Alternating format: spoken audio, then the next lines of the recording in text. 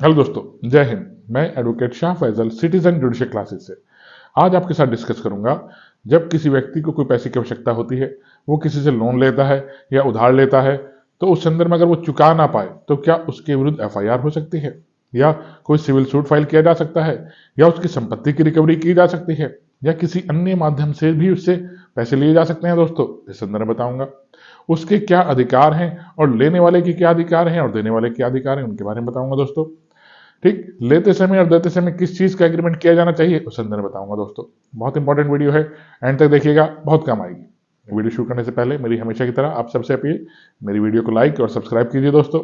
चलिए शुरू करता हूं। देखिए, एक केस सुप्रीम कोर्ट के सामने आया 2023 में ही, Satish Chandra Shah versus state of Gujarat, 2023 supreme court.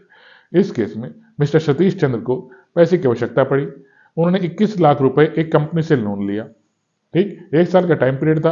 उन्होंने बीच बीच में कुछ पैसे चुकाए भी, लेकिन किसी कारणवश वो पूरे पैसे नहीं चुका पाए। आधे के आसपास पैसे तो उन्होंने चुका दिए, लेकिन पूरे पैसे नहीं चुका पाए। कंपनी ने उनसे रिक्वेस्ट की, भाई हमारे पैसे चुका दीजिए आप पूरे। उन्होंने बाध्यता हाजिर करी कि मैं फिलहाल नहीं चुका सकता, लेकिन मेरा इरादा पैसे चुकाने का आपका है, मैं जरूर चुकाऊंगा, लेकिन फिलहाल मेरे पास पैसे नहीं है। कंपनी ने नोटिस भेजा, उन्होंने नोटिस का जवाब भी दिया कि मैं आपके पैसे चुकाऊंगा। ये बात उन्होंने अपने नोटिस में भी, जवाब में भी कही। कंपनी को पैसे चाहिए थे। कंपनी ने उनके विरुद्ध सिविल सूट फाइल किया। ठीक, सिविल सूट में कंपनी ने न्यायालय से रिक्वेस्ट करी कि हमने इनको लोन पे पैसा दिया, कुछ पैसा इन्होंने चुकाया, और कुछ चुकाने के बाद इन्होंने अभी तक हमारे पैसे पूरा नहीं चुका पाए। ठीक, इसका जवाब भी इन्होंने दाखिल किया, डब्ल्यूएस भी दाखिल किया, रिटर्न स्टेटमेंट भी दाखिल किया, और उसमें इन्होंने लिखा, मैं पैसे इनसे लिए, जो पहले भी इनसे ट्रांजेक्शन करता रहा हूं, लेकिन फिलहाल मेरे पास पैसे नहीं है, मैं इनको पूरा पैसे नहीं चुका सकता, कुछ पैसे मैं इनको चुका चुका हूं। ये बात उन्होंने डब्ल्यूएस में अपने कही, और मैं आगे इनके पैसे चुकाऊंगा, ये भी डब्ल्यूएस में इनसे कही। ठीक, ये केस पेंडिंग ही है। इसी बीच कंपनी मिस्टर सतीश चंद्र के विरुद्ध एफआईआर करती है। एफआईआर किन सेक्शन में करती है? 406 और 420 में। 406 क्रिमिनल ब्रीच ऑफ ट्रस्ट और चीटिंग में मुकदमा फाइल करती है, एफआईआर करती है। ठीक, अब एफआईआर जब फाइल हो गई, ये नॉन बेलेबल ऑफेंस है 420, ये सब हाई कोर्ट जाते हैं इस एफआईआर को क्वैश कराने के लिए। हाई कोर्ट में 482 में रिट पिटिशन फाइल करते हैं। अब 482 देखिए क्या कहता है, ध्यान समझिए, मैं 482 आपके सामने पढ़ूंगा। 482 हाई कोर्ट को इनहेरिटेंट पावर देता है। किस तरह की इनहेरिटेंट पावर क्या होती है? न्यायालय को अंतर्निहित शक्तियां देता है, वो हाई कोर्ट को देता है। देखिए ध्यान समझिएगा, पढ़ता हूं आपके सामने। Section 482 CrPC, saving of inherent power of high court. Nothing in this code shall be deemed to limit or affect the inherent power of the High Court to make such order as may be necessary to give effect to any order under this code, or to prevent abuse of the process of any court, or otherwise to secure the end of justice। ठीक, तो high court देखता है ये, और ये जो FIR कराई गई है मिस्टर सतीश चंद्र के विरुद्ध, ये बिल्कुल सही है, और इसे क्वैश करने से मना कर देता है।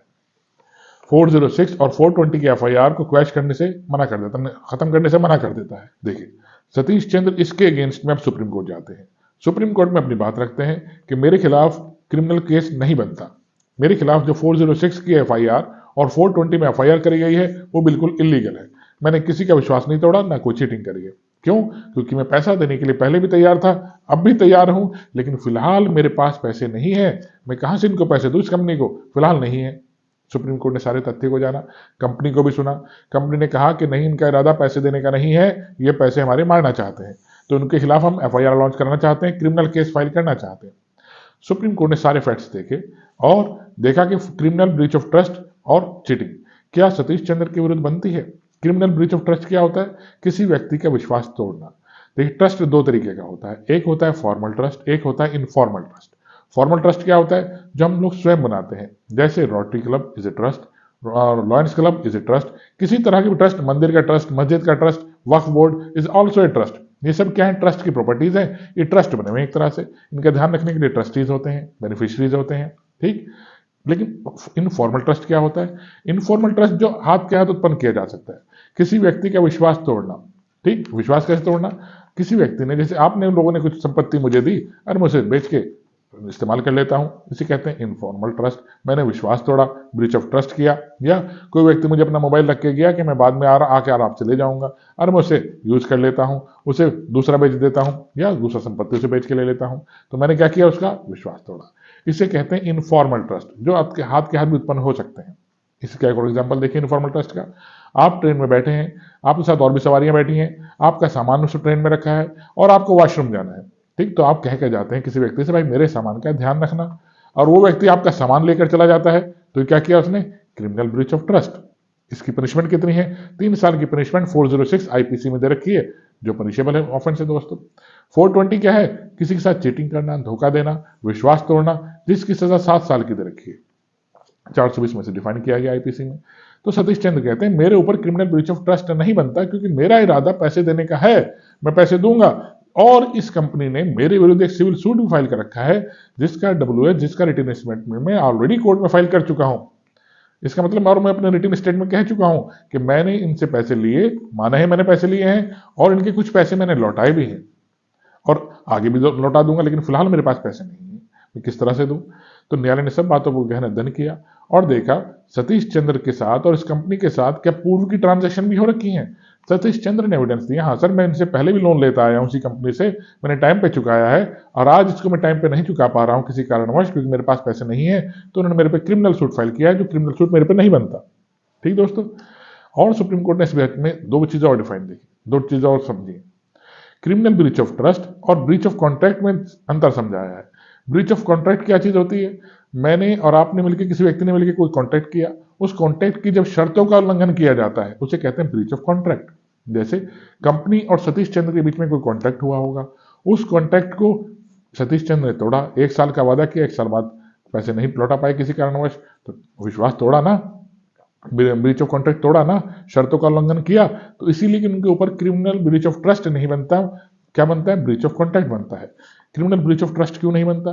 क्योंकि क्रिमिनल ब्रीच ऑफ ट्रस्ट होता है जब किसी व्यक्ति का इरादा शुरू से ही विश्वास तोड़ने का होता है, स्टार्टिंग से ही चीटिंग करने का होता है, उसे कहते हैं क्रिमिनल ब्रीच ऑफ ट्रस्ट, जो इनका नहीं था, क्योंकि इन्होंने बीच में पैसे दिए हैं कंपनी को, कुछ पैसे दिए हैं, कुछ पैसे नहीं दे पाए। इसी तरह कंपनी ने, सुप्रीम कोर्ट ने देखा सतीश चंद्र का इरादा पैसे देने का शुरू से था, तो क्रिमिनल ब्रीच ऑफ ट्रस्ट नहीं का मैटर नहीं है, ये ब्रीच ऑफ कॉन्ट्रैक्ट का मैटर है। इन्होंने शर्तों का उल्लंघन किया, और ये संविदा का मैटर है, और संविदा का एक सिविल सूट है जो कंपनी ने ऑलरेडी इनके ऊपर फाइल कर रखा है।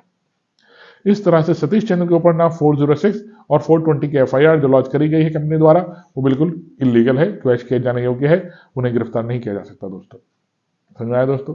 ये केस मैंने आपके साथ डिस्कस किया, इस केस के लास्ट में मर्म बता देता हूं।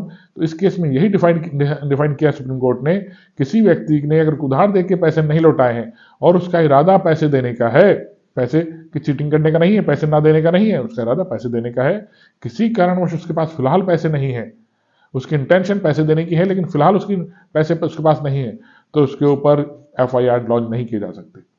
एक समानांतर मुकदमा सिविल सूट भी फाइल किया गया है और एफआईआर भी की गई है। एक समानांतर मुकदमा नहीं चल सकता कि इन्वेस्टिगेशन भी पुलिस करे और सिविल सूट भी फाइल हो रखा है, दोनों जगह एविडेंस अलग लगाएं, ऐसा नहीं हो सकता दोस्तों, ठीक। तो सुप्रीम कोर्ट ने इस एफआईआर की मैटर को क्वेश्चन किया। आशा करता हूं मेरी वीडियो समझ में आई होगी। आइए इसे लाइक और सब्सक्राइब कीजिए। धन्यवाद दोस्तों, जय।